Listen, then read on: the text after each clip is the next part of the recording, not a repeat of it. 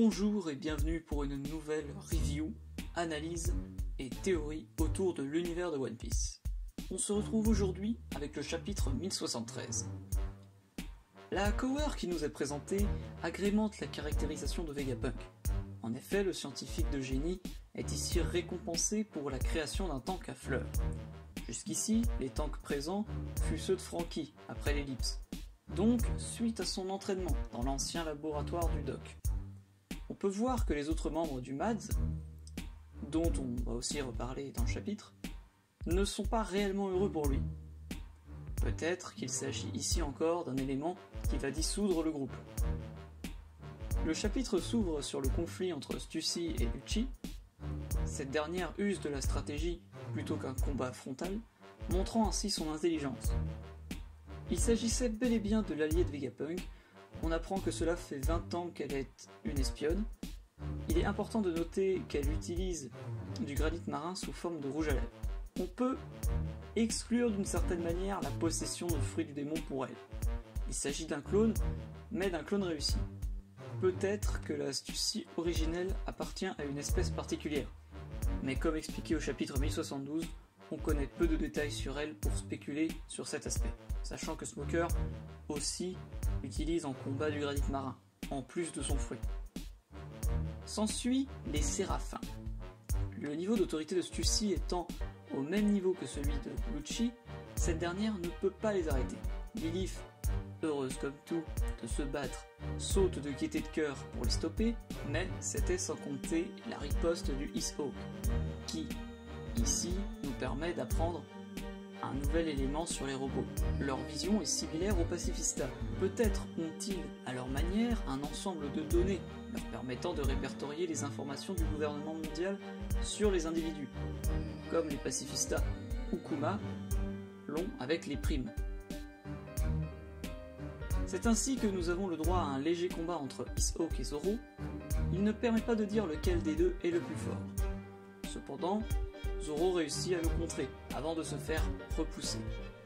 Et en admettant que les Séraphins sont plus forts que leurs originaux, il est probable qu'ici nous ayons une courte représentation de ce que pourrait être un combat entre Zoro et Mihawk. Sachant que comparer les primes ne signifie rien, puisqu'en effet l'ancien corsaire est réputé pour s'en prendre directement au gouvernement, son surnom chasseur de marine. Maintenant qu'il est retourné parmi les ennemis de ces derniers, il est logique que sa prime soit autant élevée, puisqu'il est un ennemi direct du gouvernement, en s'en prenant aux marines. Fort heureusement, Edison arrive à point nommé pour stopper les Séraphins, laissant Zoro sans aucune information à leur sujet, et prêt à partir, avec un nouveau passager en la personne de Stussy. Que nous apprenons la disparition du Doc, ainsi que de Bonnet. Il est probable que la bulle de Kuma les ait téléportés. On ne sait pas réellement comment fonctionnent ses pouvoirs, et on sait que Bonnet s'apprêtait à la toucher. Nous sommes à présent sur l'île du Sphinx. Le retour de Marco, qui apprend que le village des habitants de l'île, jusqu'alors protégé par l'ancien membre de l'équipage de l'Empereur, s'est fait attaquer par des marines. À leur sens, ils étaient des pirates. C'est peu probable, mais pas impossible. Le chef de ces marines est le colonel Natel.